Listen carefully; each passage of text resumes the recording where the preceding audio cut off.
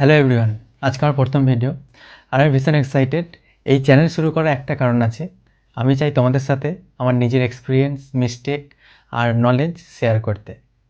Finance এবং success নিয়ে অনেকেই ভাবে এটা শুধু বড় লোকদের বিষয়, কিন্তু আসল সত্যি কথা হলো ফাইন্যান্স আমাদের সবার জন্য।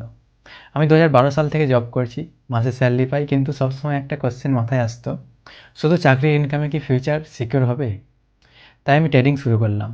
ভাবলাম চলো স্টক মার্কেট থেকে পয়সা বানানো যাক, কিন্তু রিয়ালিটি অন্যরকম ছিল। নলেজ ছাড়া আর প্ল্যান ছাড়া আমি ট্রেডিং শুরু করেছিলাম, তাও আবার অপশন ট্রেডিং। আর রেজাল্ট হলো প্রায় 2.5 লাখ টাকার মতো লস।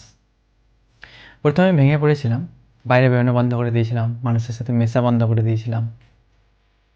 মনে ছিল হয়তো শেয়ার মার্কেট আমার জন্য না।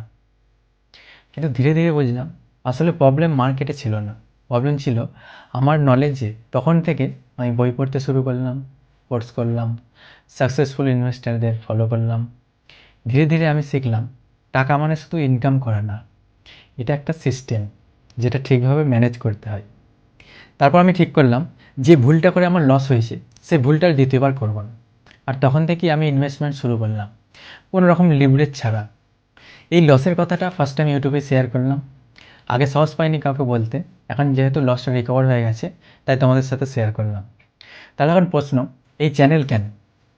কারণ আমি জানি আমার মতো অনেক মানুষ আছে যারা অনেক হার্ড ওয়ার্ক করে কিন্তু মান্থ এন্ডে দেখে পকেট খালি। এই চ্যানেলে আমি সহজ ভাষায় আমার এক্সপিরিয়েন্স, নলেজ আর অনুপ্রেরণা দেওয়ার চেষ্টা করব।